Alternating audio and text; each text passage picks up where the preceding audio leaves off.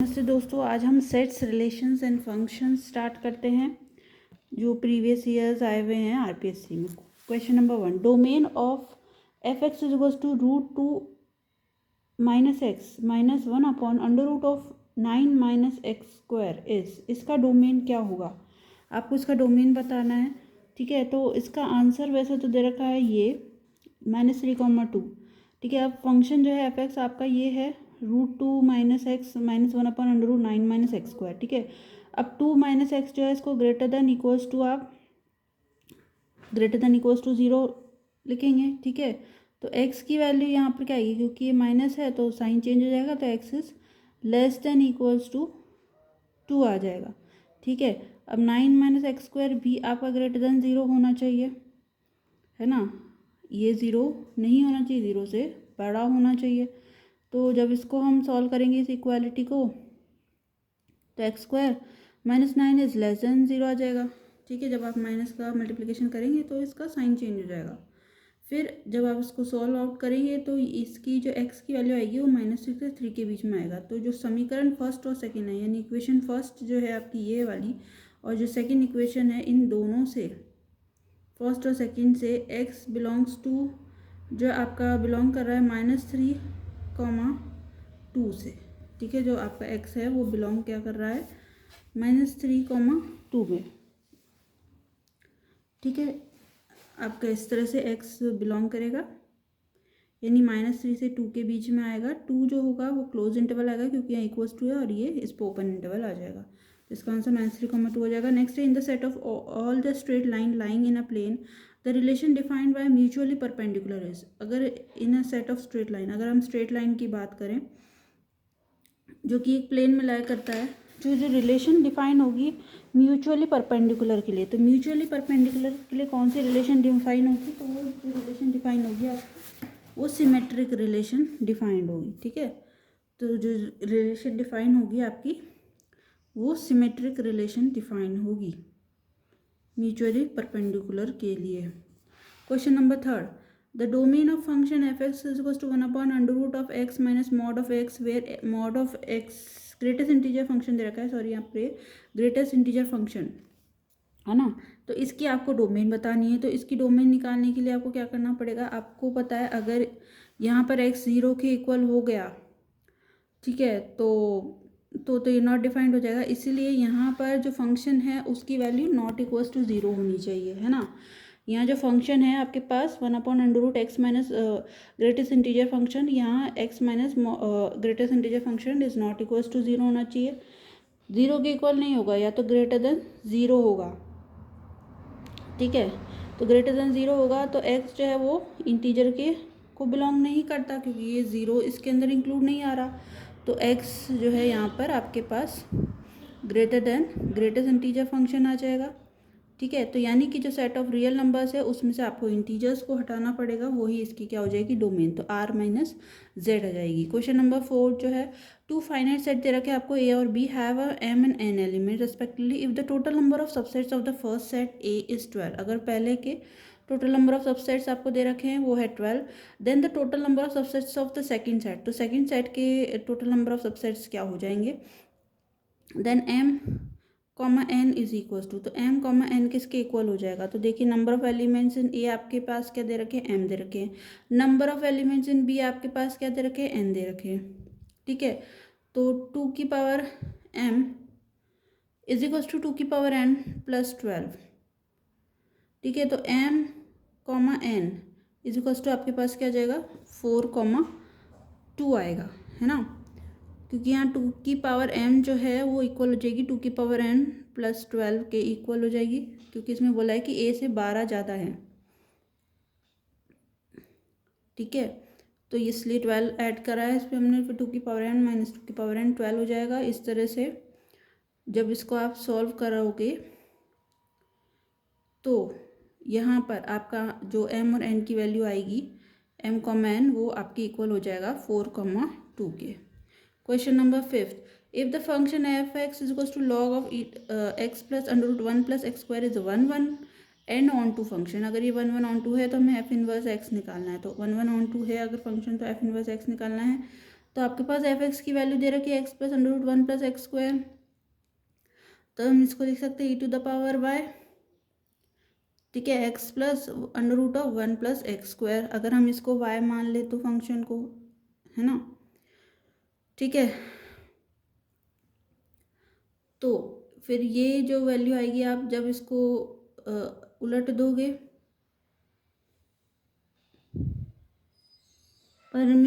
परमीयकरण करेंगे, यहाँ पर हम परमीयकरण करने के बाद ये जो e to the power minus y की वैल्यू जो है आपके पास ये आएगी।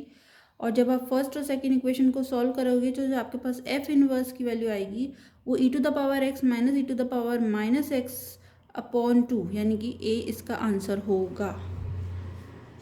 क्वेश्चन नंबर 6, क्वेश्चन नंबर 6 क्या कह रहा है आपको?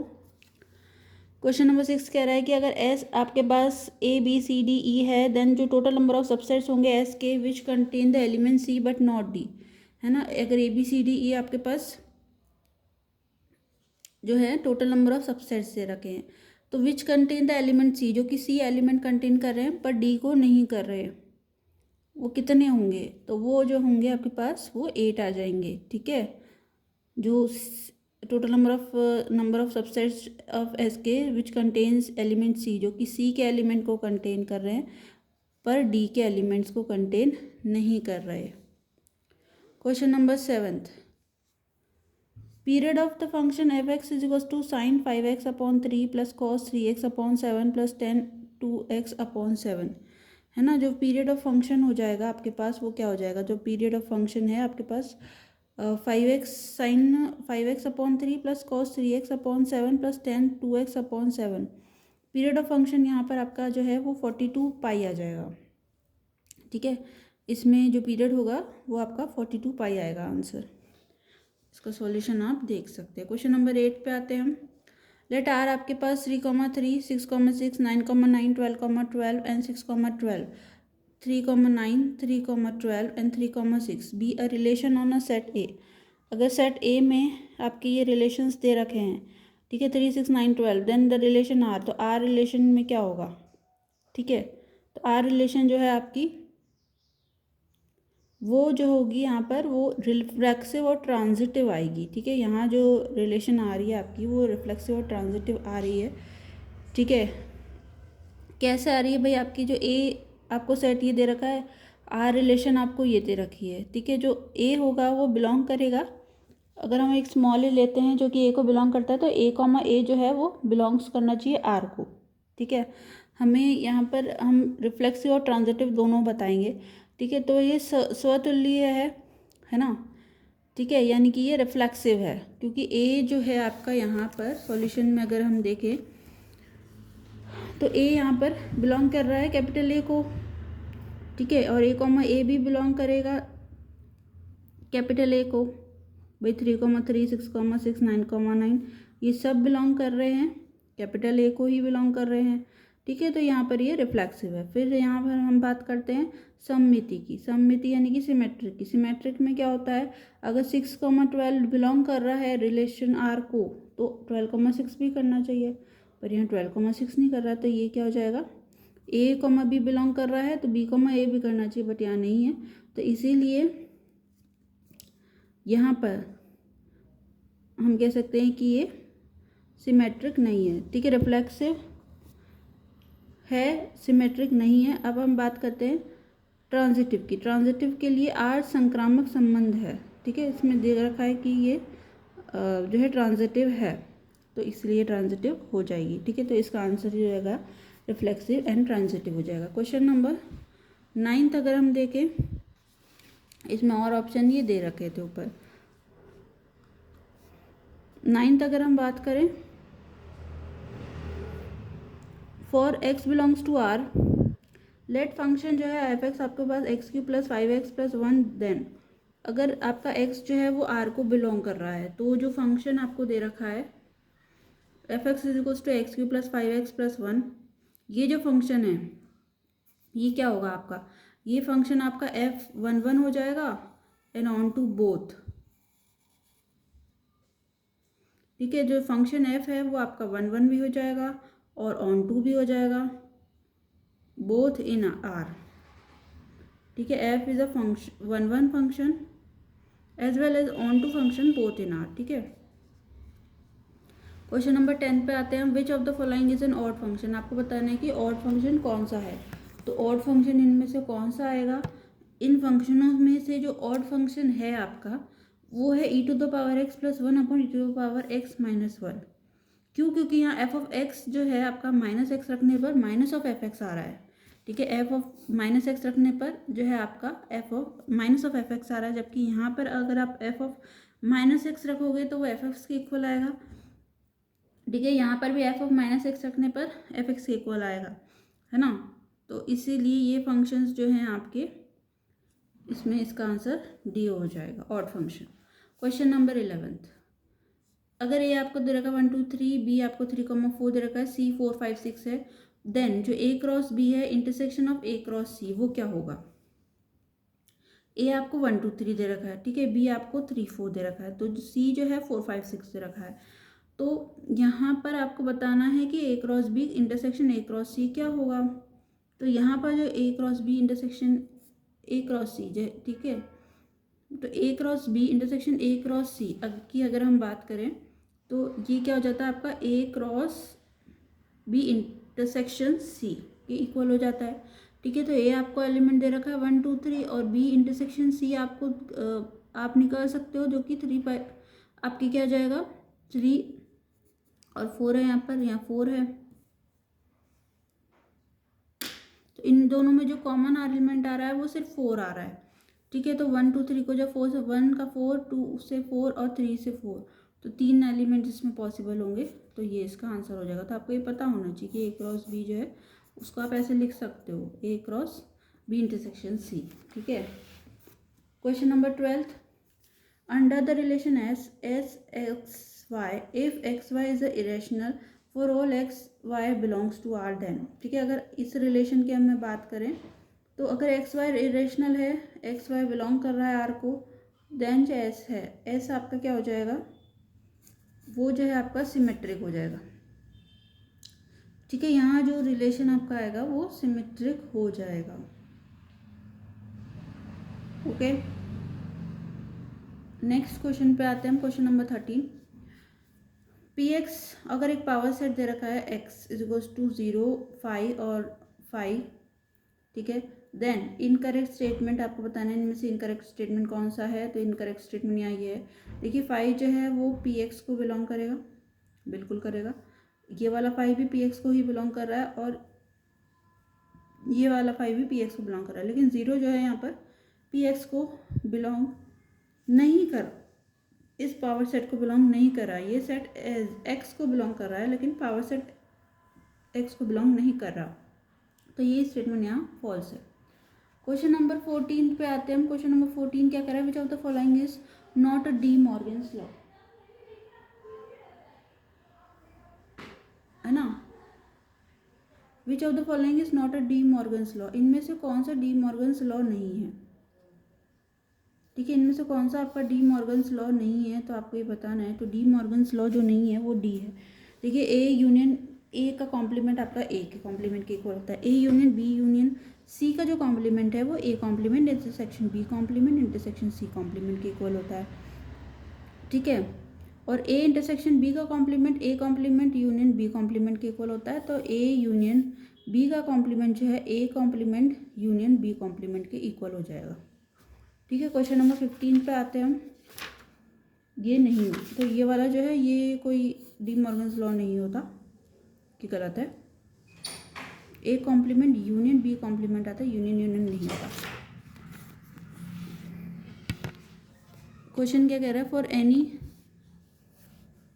टू रियल नंबर्स सिग्नल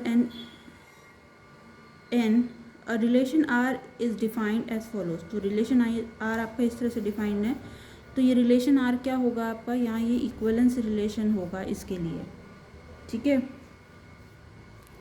इसके लिए ये जो रिलेशन होगा वो इक्वलेंस रिलेशन आएगा। क्वेश्चन नंबर 16 पे हम आते हैं। क्वेश्चन नंबर 16 आपको क्या कह रहा है, रेंज ऑफ रियल नंबर्स का जो रेंज है f x is equals to x of x is where 1 dot is a greatest integer function, ठीक है। यहाँ पर ये आपका ग्रेटेस्ट इंटीजर फंक्शन दे रखा है आपको। तो रेंज क्या होगी इस रियल फंक्शन की, इस रियल फंक्शन की जो रेंज है आपकी वो 0,2 ओपन इंटरवल आएगी, ठीक है। 0,2 ओपन इंटरवल आ जाएगी। Question number 17, which of the following function defined on a set R is a not a 1 1। तो इनमें से जो है which of the following function, इनमें से कौन सा जो फंक्शन है defined on a set R पे जो डिफाइंड है वो 1 1 नहीं है। इनमें से कौन सा जो है वो 1 1 नहीं है। तो इनमें से जो है सी वाला जो है वो 1 1 नहीं है। To the power x plus e to the power minus x जो है आपका 1 1 नहीं है। Which of the following function defined on a set R is not a 1 1 function. क्योंकि यहाँ पर जो 1 है और -1 है उसके फलन का जो मान है वो समान है। तो e to the power x plus e to the power minus x जो है वो फलन एकांकी नहीं है, यानी कि वो 1 1 नहीं है, ठीक है। Question number 18, if u is equals to x की पावर 5 माइनस 6 एक्स की power 4 plus 11 x cube minus 6 x square equals to 0 is a universal set. अगर ये आपको यूनिवर्सल सेट दे रखा है और ये आपका जो है वो x इस तरह से है कि x square minus 5x plus 6 is equals to 0, B such that x square minus 3x plus 2 is equals to 0, ठीक है। देन जो ए इंटरसेक्शन बी का कॉम्प्लीमेंट है वो क्या होगा। तो ए इंटरसेक्शन बी का कॉम्प्लीमेंट यहाँ जो आएगा वो 0,1,3 आ जाएगा। आपको यू एक फंक्शन दे रखा है ये वाला, एक्स की पावर 5 माइनस 6 एक्स की power 4 plus 11 x cube minus 6 x square equals to 0, ठीक है। ये जो फंक्शन है जब आप इसको सॉल्व करोगे इसमें से एक्स स्क्वायर कॉमन लेके इसको सॉल्व आउट करोगे तो यू की वैल्यू 0 1 2 3 आ जाएगी, ठीक है। फिर ए आपका फंक्शन ये दे रखा है 2,3 और बी आपको फंक्शन दे रखा है 1,2। जब इसको आप सॉल्व करोगे ए इंटरसेक्शन बी का कॉम्प्लीमेंट वो आपको दे रखा है 0,1,3। क्वेश्चन नंबर 19, अगर ए और बी 2 सेट्स हैं then A minus B union B minus A is equals to, A B आपको 2 सेट्स दे रखे हैं, ठीक है। और ए माइनस बी जो है यूनियन बी माइनस ए जो है इज इक्वल टू, वो किसके इक्वल हो जाएंगे, वो आपके इक्वल आएगा A union B minus A, sorry A union B, ठीक है, minus of A intersection B. ये इसका आंसर हो जाएगा। Question number 20, let R be a relation defined on a set of integers if a b belongs to R such that a and b both are neither even nor odd, then relation R आपको बताने है कि वो क्या होगी, ठीक है। A B जो है R को बिलोंग कर रहा है, तो ए बी जो है बोथ नाइदर इवन है ना ही ऑड है, तो इसका जो आंसर आएगा वो आपका सी आ जाएगा, सिमेट्रिक ओनली, सिमेट्रिक ही होगा इसका आंसर, ठीक है, सिमेट्रिक ओनली, ठीक है। इसमें जो आपका A B belongs to R था such that for all A B दोनों ना तो सम है, यानी कि ना तो ये दोनों ही ऑड है ना ही ये दोनों इवन है, तो इसके लिए सिमेट्रिक होगा ओनली। सिमेट्रिक के लिए मेरे को पता है ए बिलोंग्स टू आर होता है, तो वो कंडीशन फॉलो होगी यहाँ पर।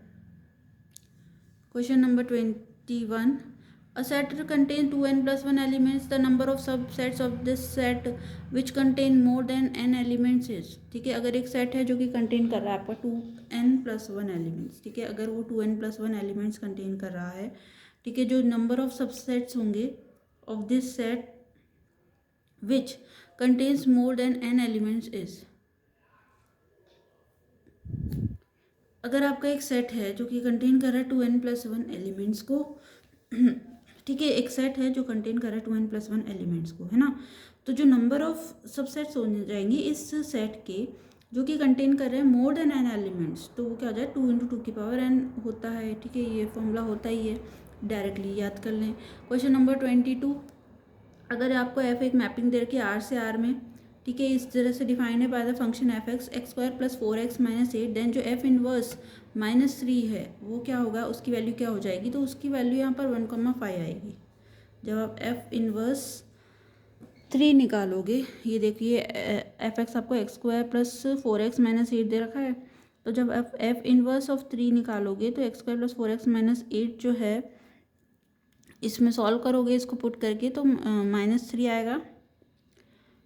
ठीक है, इस ये आपको एफ इनवर्स दे रखा है यहाँ पर, -3 इसकी वैल्यू पुट करनी है, तो इसको सॉल्व करा आपने, ये आया। फिर जब हमने इसकी वैल्यू निकालेंगे तो इसकी दो वैल्यूज़ आएंगी 1,5, इसकी दो वैल्यूज़ आएंगी 1 और -5। तो एफ इनवर्स जो है आपका -3 रखेंगे तो 1 और -5 आएगा। ठीक है, तो यही इसका आंसर हो जाएगा first. Number of elements in a set, अब आपको एक सेट के अंदर नंबर ऑफ एलिमेंट बताना है। ए बी जो है सेट आपका 2a² + 3b² = 35। A B belongs to Z where Z is a set of all integers. तो इसकी वैल्यू आपके पास क्या आ जाएगी, 8 आ जाएगी। ठीक है, जो नंबर ऑफ एलिमेंट्स होंगे एक सेट के अंदर, A B 2a² + 3b² = 35। A B belongs to Z where Z is a set of all integers.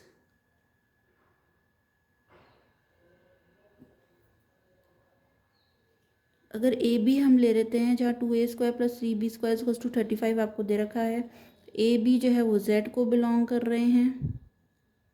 ठीक है, ए कॉमा बी आपका जेड को बिलोंग कर रहा है, तो जो जेड है वो सेट ऑफ ऑल इंटीजर्स दे रखा है। जेड एक सेट है सारे ही इंटीजर्स का। ठीक है, तो नंबर ऑफ एलिमेंट्स इस सेट में 8 आएंगे। आप देख सकते हैं इसका ये सॉल्यूशन है। Next question number 24।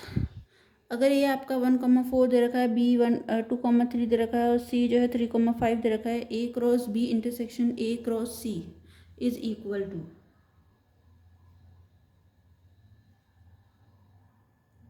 आपके पास जो ए है वो 1,4 दे रखा है, बी जो है वो 2,3 दे रखा है, सी जो है 3,5 दे रखा है। तो जो A cross B intersection A cross C होगा वो किसके इक्वल होगा, वो जो हो जाएगा आपका 1,3 और 4,3 के इक्वल हो जाएगा। ठीक है, अगर ए आपको दे रखा है 1,4, बी आपको दे रखा है 2,3 और सी आपको दे रखा है 3,5, देन जो ए क्रॉस बी है intersection of A cross C, A cross B intersection of A cross C, वो जो है वो किसके इक्वल हो जाएगा, 1,3 और 4,3 के इक्वल। ये आप देख सकते हैं, इसका सॉल्यूशन भी दे रखा है। A cross B intersection A cross C, तो ये जगह A cross B intersection C, B intersection C आपको यहाँ गिवन है। बी और सी का इंटरसेक्शन आप जानते हैं 3 है, तो 3 आपने रख दिया। ए क्रॉस बी की वैल्यू आपने 1,4, ए की वैल्यू 1,4 लग दी, तो सॉल्यूशन 1,3 4,3 आ गया। 25वां क्वेश्चन है, which of the following is a null set, इनमें से कौन सा नल सेट है। तो भैया कौन सा नल सेट है ये बताना है। तो ए जो है इसका जो है x such that mod of x is less than 1, x is belongs to natural number, तो ये आपका नल सेट है। ठीक है, क्वेश्चन नंबर 26। क्वेश्चन नंबर 26 क्या कह रहा है, जो सॉल्यूशन सेट है of x is equal to 3 mod 7 P belongs to Z is given by, तो जो सॉल्यूशन सेट होगा इसका वो हो जाएगा 7P + 3 and P belongs to Z। ठीक है, ये इसका सॉल्यूशन है। Question 27, if mod of 2x - 3 is less than mod of x + 5 then x belongs to, तो x किसको बिलोंग कर रहा है भाई, इसमें इक्वालिटी दे रखी है, तो ये किसको बिलोंग करेगा, ये बिलोंग करेगा -2 और 3,8 को। ठीक है, आप देख सकते हैं ये इस तरह से। इसको जब हम सॉल्व करेंगे, दोनों तरफ वर्ग करेंगे, हम स्क्वायर करेंगे, जो इसका स्क्वायर खोलेंगे इसका स्क्वायर खोलेंगे, और फिर इसको जब एक तरफ लेके आएंगे एक्स वाली टर्म, एक्स स्क्वायर वाली टर्म, इसको सॉल्व आउट करेंगे तो ये लेस देन 0 आएगा। तो हम इसमें लिमिट बनाएंगे, या तो एक्स की वैल्यू 8 होगी या -2/3 होगी। ठीक है, तो जब हम इससे 8 से बड़ी वैल्यू रखेंगे इस पर, यानी कि 9 अगर हम रखेंगे तो ये पॉजिटिव आएगा, और 9 यहाँ रखेंगे तो ये भी पॉजिटिव आएगा, तो ये पॉजिटिव रहेगा। ठीक है, फिर सिमिलरली अगर हम बात करें x2/3 की, अगर हम रखेंगे -2/3 से छोटी वैल्यू अगर हम रखेंगे, -2/3 और 8 के बीच की कोई भी वैल्यू रख लो आप, जैसे आपने 0 पुट की तो ये नेगेटिव आएगा आपका, यहाँ 0 पुट किया तो पॉजिटिव आएगा, तो ये ओवरऑल नेगेटिव होगा, तो ये नेगेटिव हो जाएगा। जब हम यहाँ पर -2/3 से भी छोटी वैल्यू रखेंगे, यानी -1 रखेंगे, -1 अगर मैंने रखा तो ये नेगेटिव आएगा, -1 मैंने यहाँ पर रखा तो ये आपका नेगेटिव आएगा, तो नेगेटिव नेगेटिव पॉजिटिव हो जाएगा, तो यहाँ से इसके बड़े वाली टर्म पॉजिटिव आएगी टर्म्स। ठीक है, तो जो x होगा वो बिलोंग करेगा आपका -2/3 से और 8 तक। ठीक है, हमें केवल पॉजिटिव वैल्यू ही लेनी है, यहाँ पर हमने पॉजिटिव वैल्यू ही ली है, नेगेटिव वैल्यू नहीं ली है, क्योंकि ये <0 है।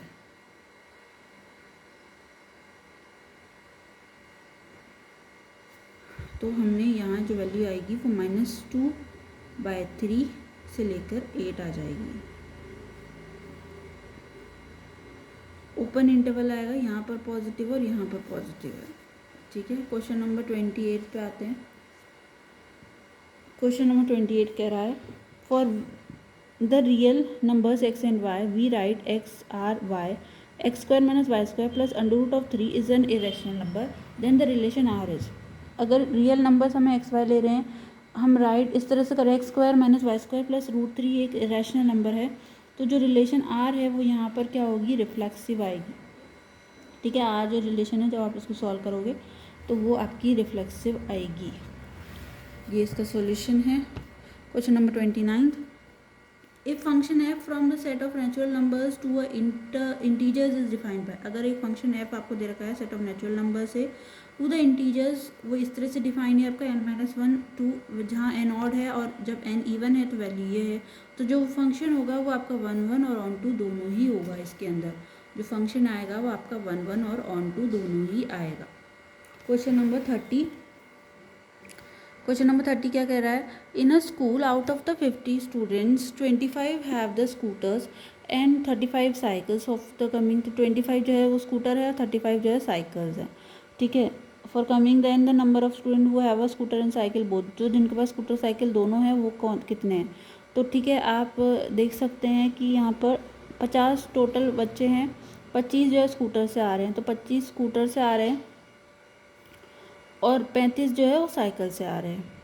ठीक है, अगर इन दोनों में कॉमन हम x मान लें तो यानी कि ये 25 - x हो जाएगा। ठीक है, और ये 35 - x हो जाएगा। ठीक है, टोटल ये 25 था, ये टोटल ये 35 था, है ना।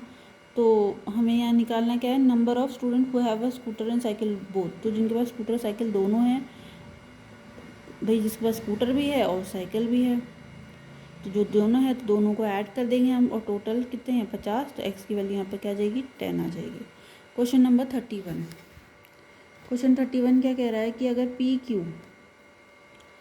पी क्यू आर आपका एक आर्बिटरी सेट दे रखा है, जो स्टेटमेंट S1 है आपकी, P intersection Q is equals to P intersection R, then it is necessary that Q is equals to R। इन दोनों का इंटरसेक्शन और इन दोनों का intersection, then it is necessary कि Q जो है वो R के बराबर हो जाएगा। ठीक है, Q R के बराबर हो जाएगा।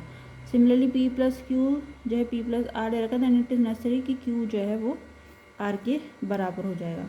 तो plus is the symmetric difference operator है, then which of the following is correct, इनमें से कौन सा करेक्ट होगा। तो ओनली जो स्टेटमेंट S2 है यहाँ पर करेक्ट है, जो स्टेटमेंट S2 आपको दे रखी है वही करेक्ट होगी, यानी कि P plus Q is equals to P plus R, जहाँ प्लस आपको सिमेट्रिक डिफरेंस ऑपरेटर दे रखा है, तो Q जो है वो R के इक्वल होगा। इसको हमने एक एग्जांपल से भी प्रूफ कर रखा है कि P आपको अगर हम ये मान लें और Q ये मान लें, तो R जो है ये दे रखा है, तो उससे हम इसको प्रूव कर सकते हैं। If A B C are the real numbers then which of the following family of sets, अगर A B C आपका रियल नंबर है तो जो which is the family of sets, तो कौन सी इनमें से फैमिली ऑफ सेट्स होगी। तो जो फैमिली ऑफ सेट्स होगी वो all the sets A1 A2 A3 होगी। ठीक है, जो फैमिली ऑफ सेट्स होगी आपकी वो A1 A2 और A3, जितने भी सेट्स हैं A1 A2 A3 वो हो जाएंगे। A B C अगर आपका रियल नंबर्स दे रखा है then which is the family of set, तो जितने भी सेट हैं A1 A2 और A3 वो तीनों ही हो जाएंगे इसके अंदर फैमिली ऑफ सेट्स। ये भी फैमिली ऑफ सेट्स है, ये भी और ये भी। क्वेश्चन नंबर 33, मतलब तीनों ही सेट्स जो हैं आपके फैमिली ऑफ सेट्स हैं। Relation A union A equals to A दे रखा है, A इंटरसेक्शन A भी आपको A दे रखा है, रिप्रेजेंट, तो वो क्या रिप्रेजेंट कर रहा है, वो आइडेम्पोर्टेंट लॉ रिप्रेजेंट कर रहा है, ठीक है। जो रिलेशन है आपका वो आइडेम्पोर्टेंट लॉ रिप्रेजेंट्स कर रहा है, right. A square equals to A है for all A belongs to X, तो ये आइडेम्पोर्टेंट लॉ रिप्रेजेंट्स करता है।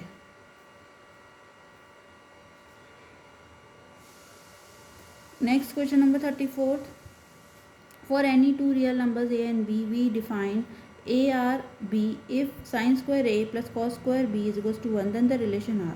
भाई फॉर किसी भी दो रियल सेट्स के लिए A और B आपको दे रखे हैं, हम इस तरह से डिफाइन कर रहे हैं कि AR जो है B if sine square A जो है वो कॉस स्क्वायर B के इक्वल है 1, तो जो रिलेशन R है वो क्या होगा, तो रिलेशन R जो है वो आपका एक इक्विवेलेंस रिलेशन हो जाएगा, ठीक है। रिलेशन आपका क्या है, इक्विवेलेंस रिलेशन हो जाएगा। टू रियल नंबर्स दे रखे A B, we define AR if sine square A plus cos square B is equals to 1, जो रिलेशन R है आपका वो इक्विवेलेंस रिलेशन हो जाएगा, जो कि रिफ्लेक्सिव भी है, सिमेट्रिक भी है और ट्रांजिटिव भी है। ये इसका प्रूफ भी है। Question number 35, if the set A and B have 9 exactly same element then the number of common element in the set A cross B and B cross A। अगर आपके इनके 9 एलिमेंट्स दे रखे हैं तो जो number of common elements हो जाएंगे set A cross B में और B क्रॉस A में, वो नंबर ऑफ